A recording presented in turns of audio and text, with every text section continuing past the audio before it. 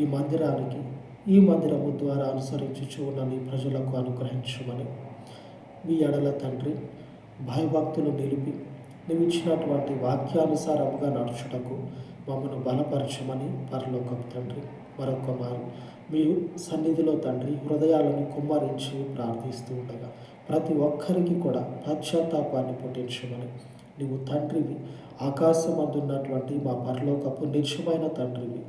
నీ యొద్ద తండ్రి హృదయాలను పరిచి నీ ఎడల తండ్రి హృదయంలో ఉన్న సమస్త కల్మషాన్ని కూడా ఒప్పుకొన్నట్లు ప్రతి ఒక్కరిని కూడా బలపరచమని మీ దయగలిగిన నామమునకు ఈ ఉపవాస మనవులను ప్రతిష్ఠించి యేసు నామమున ప్రార్థించి వేడుకొనిచున్నాను తండ్రి. ఆమేన్, ఆమేన్.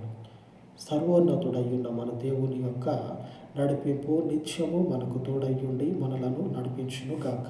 ఆమేన్, ఆమేన్.